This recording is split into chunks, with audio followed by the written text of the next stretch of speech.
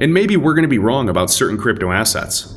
But what if there's one or two or maybe three different digital assets that you're holding today, and in 2 years from now, they changed your life? What's going on, guys? Kate here with another cryptocurrency update. In today's video, we're going to highlight some of my favorite ISO tokens and altcoins, along with the Casper price chart versus Shiba Inu, and of course, the XRP price chart. Let's kick it off.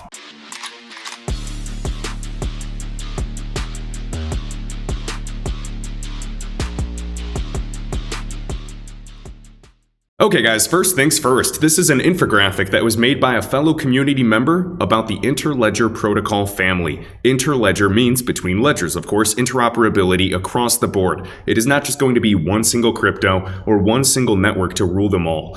Notice, we have the ISO 222 ecosystem. This is nothing but a messaging standard throughout the global financial system. Of course, settlement is much more important, and that is where some of these digital assets will actually be solving the issue. Notice, we have some giant groups right here. R3, we have IBM, ties with Stellar, of course, in their whole development foundation and their native asset, XLM. We have IOTA, Internet of Things. We have XRP, and then also a few other big groups such as XTC for trade finance. We even have Circle. Side by side, of course, with Quorum, JP Morgan. But notice, USDC is not just tied with Algorand, which is an asset that I think is a blue chip, safe bet for a long-term hold that I think will have explosive potential long-term alongside these other ISO tokens. Some assets that you could include that are not even named on this document, and this should be updated. Of course, this was made back in 2020. I want to give full credit to the person that made this. This is my buddy Matt, based out of France. This is beautiful, and I would love to see this actually added. Now, we have this INATBA, I-N-A-T-B-A. This is a giant blockchain association. QNT of Quant is part of this. Ripple was a founding member. We can see SAP, we can see Accenture, which is also an early investor into Ripple, and then even Consensus, which has massive Ethereum ties. Something to consider also with Circle is integrations into other ecosystems such as Avalanche with AVAX, Solana, and of course, HBAR. Do not sleep on Hedera. So thank you for sharing Jedi 2030, and this was actually made by Matt. Based out of France. I think he's still based out of France. And notice this is a screenshot from our conversation in the past back in July 2020. And we can see that ILP doc with Algorand. I just wanted to, thank him back in the day. Just asking if he made it from scratch and him confirming. So just make sure that Matt here gets full credit. This is at MattB3RG on Twitter. So thank you, sir. Even emphasizing Cardano was also an INATBA founding member, side by side with Ripple, Quant, etc. So for me, I'm betting on these assets that have sound fundamentals, real connections, and real utility. And yes, I'm aware that the majority of this market is still 90%, if not more, speculation. But we are focused on utility in the future and the overall potential of Web3, of the metaverse, of NFTs, and every other sector and industry that this asset class will eventually ripple into. Now, I do want to dive into the Casper price chart. This is available on Gate.io and even Uphold. However, the downside with buying it on Uphold is you are unable to withdraw your tokens. If you want free control, you may want to look at some other assets. Of course, Uphold will be working on, I believe, migrating it from a tier 4 token to maybe a tier 3, tier 2, where then you're at least able to take that token, remove it from the exchange, and have freedom and interoperability, just like every token holder should have.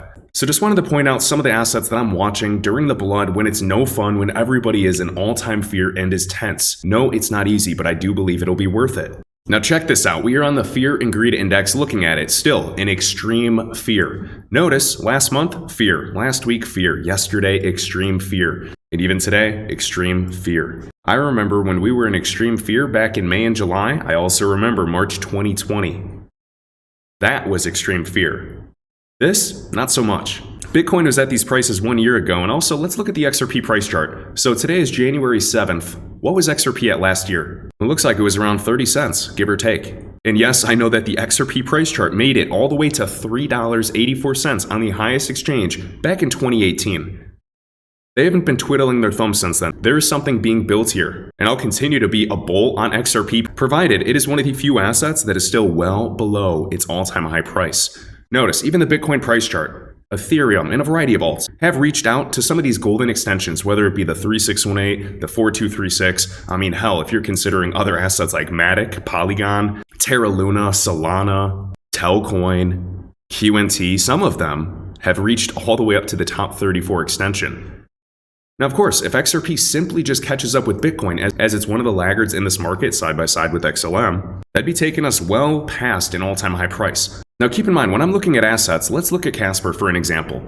For me, in crypto, the goal is to look for asymmetric returns, meaning the downside isn't terrible, but the upside is absolutely tremendous. From the all-time low price of Casper, going from this wick at 4 or 5 cents, to the current price, we're only 140% up. Now, if someone wants to buy SHIB or Dogecoin, I wish you well. I'm just not personally interested in going after something that's already had a nice run-up such as this. Remember guys, this is just my strategy, not financial advice. What is right for me may not be right for you. So going from this all-time low, even just this wick right here, we can see SHIB has done 16, 17x. I'm interested in assets like Casper that are real, have sound development, and have some big things coming per their roadmap. And of course, we just saw that Binance is most likely going to be listing it. We did see that Gemini wrote an article about Casper. And what did Gemini do right before listing API 3, one of my favorite assets? They wrote an article about it. So I believe that we are just months away from some nice exchange listings for not only Casper, but also API 3. Now, anybody that's been following Cage's trades for the last 2 months, you guys know that our take profit for Casper was at 22 cents. And yes, it went a little higher. I didn't care. I took 50% of my position and sold it. So I took profit with Casper at 22 cents with half of my position. And keep in mind, this was set for a while. It was weeks of just waiting for that. But I don't care. It's no emotion. It is waiting. And this is how I compound my returns. Some people choose to work a 9 to 5 for 40 years. But they don't realize the power of crypto, whether it's 2 years, 3 years, or 5 years, to make a few $1 million. I'm not going to complain. I'll be patient and strategically compound my returns. So I sold half of my position at 22 cents, bought it at 14. Yes, I'm down a little bit. And you guys know that we've had buy limits set for quite some time for 9 and 11 cents. I hope it gets filled. If Bitcoin does fall a little bit, even to the 30s, it's taking this bad boy down one more time. And that's exactly what I want. I want to buy a boatload more and improve my position exponentially. So selling at 22, even from 14 cents up to 22 cents, we're talking 50, 60% right there. So I take a win when I can. And yes, I wholeheartedly believe, not financial advice, that Casper is one of those assets that will inevitably explode. We're not talking about assets that have done 1600% moves or 40x's or even just a 500% move. I'm talking about an asset that is less than 200% up from its all-time low price. This is something I'm swinging the bat on that actually has sound fundamentals. I don't just look at the charts. I'm looking at their social media. I'm looking at their roadmap. I'm looking at their GitHub, seeing everything I can. You guys can check out Casper's stats and actually look at the rich list. I know everybody loves the XRP rich list. Well, check this one out too. The question is, how long is Casper going to play around at these levels before finally breaking out yet again? Super conservative targets, 60, 80 cents, in my opinion. More bullish targets, those higher levels where the candle bodies reside, $3 to $5. Keep in mind there's wicks on a variety of exchanges. This one shows a wick as high as 30. There is another exchange that shows $67. We'll cross that bridge when we get to it, but yes, I do believe Casper can reach those prices someday. And here's another look. We want to buy when it's boring, when nobody cares about it. When it goes back to 40 cents or 80 cents or $2, everybody's going to want to buy it. The money is made in all-time fear. Also, you can come up here in Twitter and just type in Casper Wyskey. This is something that I'm keeping an eye on. Check this out. Wyskey, a world leader in information security and digital identity management, global growth company partner of the World Economic Forum. Keep an eye on projects that are working and have offices in Switzerland. Cough, cough, XRP right in Zurich, which has the highest number of banks. We have Polkadot, Alliance Block, and many others. So we can see that they're delighted. They're going to be speaking with their partners, Wyskey, via Wise.art, an NFT marketplace that was on NASDAQ. I was watching this gentleman's video back in 2019, I believe. It was phenomenal. Keep in mind, Casper Labs is doing what Ethereum should have done years ago. Essentially feeless. I've sent huge amounts of Casper around. It has costed me virtually nothing. Now, speaking of ISO tokens, guys, retailers, everyday people are acting like this ISO compliance and all these standards and licensing will not matter in the future. It does, and it will. Look at the growth in the crypto market over the past 10 years. We were at less than $1 billion in market cap. Typically, when an asset reaches a $1 billion market cap, it's here to stay. Now, this entire asset class has surpassed $2 trillion. Yes, I know we fluctuate up and down. In March 2020, everybody was saying that crypto was going to zero, that we were all wrong. And in hindsight, just almost 2 years later, if you bought at those prices during the March 2020 crash, you basically made a 50x, 100x, if not even a 1000x on some assets. If I just held my Terra Luna instead of selling it too early, From a $50K investment, it would have been worth over $20 million in a year and a half, and I missed it. It's part of the game. There's going to be more opportunities, and I believe this decade's going to be massive. Raoul Pal of Real Vision Finance put out a video recently saying that this entire crypto asset class could reach a $250 trillion market capitalization. That's insane. But he goes on to really emphasize the bonds market, a lot of the markets we discussed yesterday, but actually talking about more of a global perspective. I mean, hell, even look at collectibles. Look at anything that could be tokenized, even in-game items in the metaverse that are also going to be projected to be well over $1 trillion market. This is huge. So looking at some ISO tokens or assets that are connected or have their own standards, such as Q&T, keep an eye on these bad boys.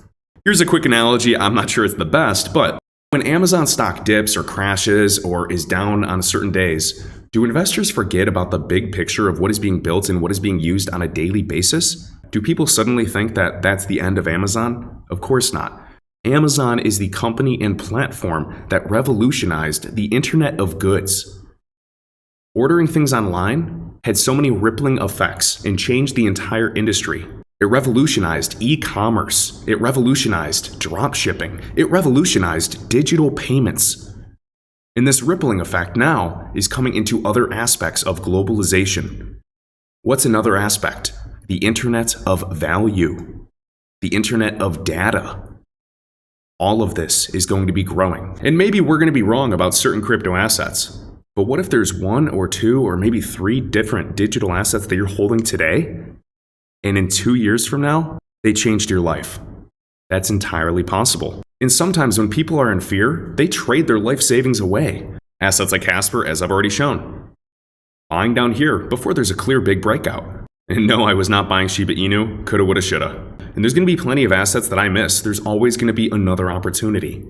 And as long as you understand that, big things are ahead. Creating a new all-time high price and now just consolidating back on the previous all-time high. What if Casper did something like that and we're going to $4 to $5 or $1.30 or anything like that? And we're sweating these little 20% fluctuations when in reality, you're looking at a clear 10x. That'd be insane. And that's exactly what I think. Now the question is, does it happen short term or does it happen long term?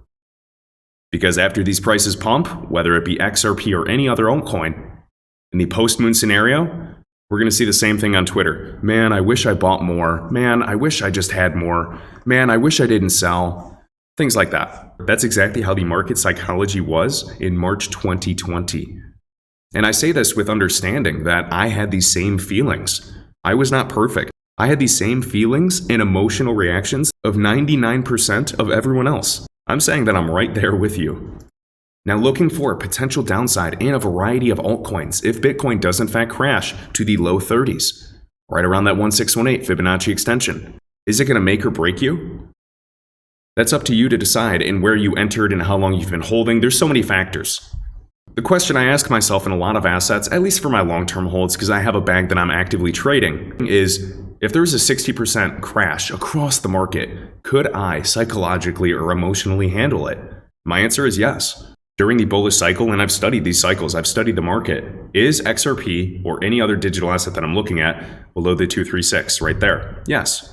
The previous 2021 high, just shy of $2 from that high to the low. And we'll zoom in a little bit. Are we below from high to low this 236? Yes, we are. Is there a high probability that eventually we retrace back to these levels? Absolutely. So why am I sweating this? Now, this is a tweet that I heavily related with today. This is shared by Red. I don't think I will ever suffer from sudden wealth syndrome. I've been waiting too long. This is the tweet of the year. Even have digital asset investor, 5 of the many reasons I own and continue to buy XRP. The SEC case will end, but XRP will not. NFTs are being built on the XRP ledger and also the Hedera ecosystem. I know people are sweating this volatility. No, it's no fun, but this is the part. This is part of every single market. People are here for potentially life-changing gains and wealth. And if they can't handle 50% or 90% crashes, they should not come to such a volatile market because the risk reward is completely asymmetrical. And remember the huge NFT fund being built. NFTs, it's not going to be pictures, guys. This is for digital certification of everything. And of course, potential metaverses, and we can talk about gaming. That's going to be revolutionized, no doubt. But just remember, when you see NFTs, don't just think a silly JPEG or a picture of an ape. We're talking about digital certification of anything. Yes, I know that's broad. Central bank digital currencies built on the XRP ledger, Republic of Palau. We've seen even HBAR, just to talk about another asset as well, integrated with Korea, the central bank of South Korea. We have Algorand working with some interesting things as well. We have all these ISO tokens building something amazing, and it's hard to keep up. The ISO compliance, fast, scalable, inexpensive. We're talking a tenth of a penny, if not even 1/100th of a penny. Not $40 for a transaction fee. You're not waiting 20 minutes. Cough, cough, Bitcoin and ETH. Now, I'm grateful for these two assets, but remember, there's going to be new assets that do a better job. The question is which ones will get adopted and which ones will have the biggest impact. And then, of course, you can look at the token supply, look at the potential market, and decide for yourselves. We are all speculators in this market, like it or not. Those that speculate right win. And sometimes it's easy to speculate in the long term and be a winner. What's tricky is being a short-term speculator and compounding that consistently. Now, during a bull run, yeah, it's easy. But during periods of waiting or even bear markets, it's a lot trickier. We have Bedict right here, a great page to follow. MoneyGram invests in CoinMe. Now, we know who CoinMe is part of a partnership to connect fiat and crypto. CoinMe is Ripple's first liquidity hub customer and is also backed by Ripple's Spring. Spring is an organization that is focused on the development of the XRP ledger, with hundreds of millions of dollars in a war chest. And please remember, the 1 billion XRP gifted to Coil for web monetization, and even Forte with Ripple that we've talked about on this channel for the past 4 years. What was it, a $100 million investment into gaming, and they're building with other crypto assets and blockchains? That's exciting. So curious how MoneyGram is going to be investing into CoinMe. Remember, the CEO of MoneyGram, Alex Holmes, said on the news, and we played this video, he said that with XRP, when they were using it before the lawsuit, and this is the second largest money service business, MSB, in the world, he said XRP was serving the back end for foreign exchange settlements, FX settlements. He said that XLM, Stellar Lumens, was actually going after the front end. Very interesting how these two assets can actually work together, having two different parts of the inefficient existing payment landscape.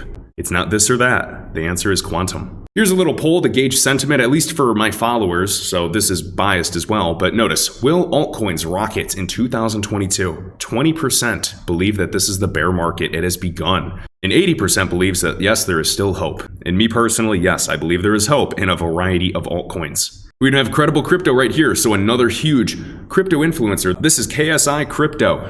He officially has said 100K Bitcoin is BS and we are in a bear market. Do not let anyone tell you otherwise. We have Credible Crypto, one of my favorites. Yep, we got another one. KSI just flipped bearish, 40% below the highs. Time will tell. Next up, we have Grammy and Academy Award-winning musician, Mr. A.R. Rahman, right here talking about HBAR.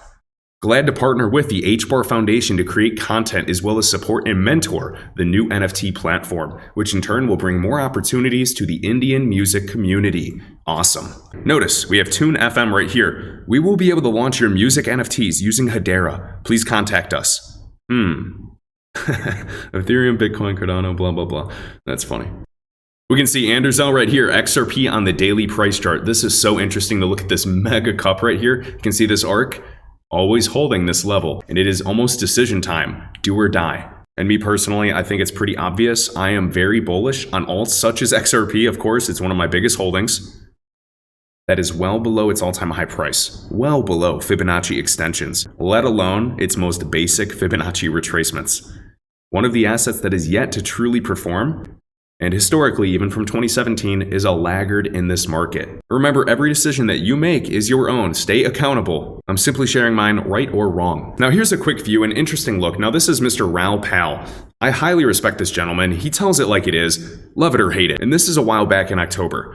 This is the total market cap for crypto. And he goes on to say, it is likely ready to move from 2 standard deviation oversold versus the trend to overbought. That looks to me that the entire space can 3x into the year end and 6x into the next year. I think the cycle extends, meaning the cycle goes longer. And of course, all the trolls come out of their caves on Twitter and come to attack this gentleman who's done nothing but provide his honest opinion, analysis, and knowledge across the board for many years, and I appreciate his input, right and wrong.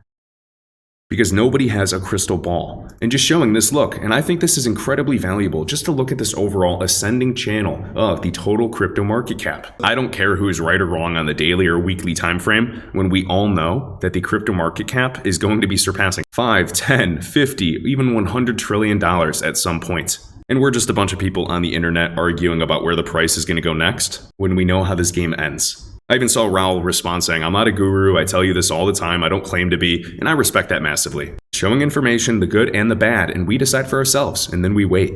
Also, Anders L right here, if you want to understand the grand vision of XRP as a global bridge asset, then read this part of a speech by David Schwartz, CTO of Ripple, and of course an early contributor into the Bitcoin code, who also had a previous past at the NSA, developing distributed systems before Bitcoin was born.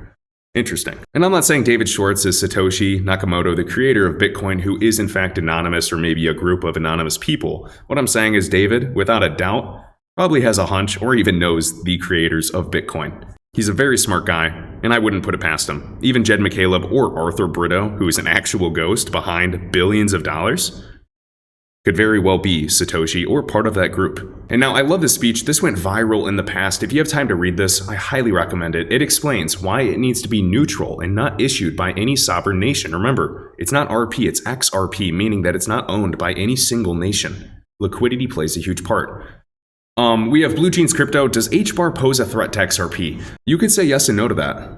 You really could. I could make an argument for both sides. The thing is, this is a $100 trillion, if not $1 quadrillion asset class, because this is going to be the foundation of every other asset class. Real estate, 200, 300 trillion. Equities, 100 trillion plus, if not more. Bonds, 100 trillion plus, etc. Collectibles, gaming, all of this is going to be running on some type of distributed system. And in some cases, and in some networks, crypto assets are needed. So I'm going to read this and call it a day. If you're looking at cross-border, the key factor is interoperability. You're working across jurisdictions, across assets. You need a neutral asset in between different central bank digital currencies, or your liquidity will be divided among the n-squared pairs of central bank digital currencies. Similarly, if other assets such as securities around the world get tokenized, which they are, you may have heard of STOs, security tokenized offerings, there's even more need for a neutral asset between multiple CBDCs and possibly a large number of new assets in new asset classes. A central bank is not going to issue a digital asset that behaves like Bitcoin, XRP, Ethereum. These are neutral assets, so they're not going to just issue XRP. These are neutral assets that should remain free from a single jurisdiction control, from single control of one entity. And for anybody that says, "Oh, Ripple's holding a bunch," you guys don't understand the escrow and the distribution. It is in their best interest, just like HBAR. People call HBAR centralized. I couldn't care less. They're going to be distributing this ecosystem over time to make it so powerful. It's not going to be 100% decentralized or 100% centralized. The goal is to be distributed and remain in that spectrum, somewhere in between. There's trade-offs with everything you do. Central bank digital currencies are not going to usurp the role of universal settlement assets. You need a neutral asset going in between CBDCs, serving as a settlement across jurisdictions. So a neutral asset between all of these central bank digital currencies, a bridge asset, accepted by all because everyone accepts that they cannot get the whole world to use an asset they control. JP Morgan is not going to make JPM coin and get every single bank in every single country to agree to use their coin. They're not going to trust it. Why would they do that? It has to be a neutral asset. And only with neutrality is there trust. So an asset that nobody can control is better than one controlled by one of their geopolitical competitors. David Schwartz has that quantum mindset. This is a true genius. Bitcoin is sometimes pitched as the interoperability solution, and in the early days, that almost seemed believable. But as now we have over 1,500 cryptos, much more today, that don't interoperate, and almost nothing non-crypto interoperates with Bitcoin. Now, of course, we've made progress into the world of DeFi and payment rails, but we're still a long way to go. And although that may sound disappointing to you, all I see is opportunity for us to get in early on a lot of these assets. We created a newer version of the same walled garden problem. We have a walled garden centralized system today that's controlled by 3 of the biggest banks. They control 80% of all cross-border payments. So instead of building an internet based on compatibility, we built one network and required everyone to join that network, requiring too many sacrifices too quickly. Solution, XRP and the XRP ledger. And I highly recommend watching videos of Matt Hamilton, of David Schwartz, of some of the smartest people in this space that know what they're talking about.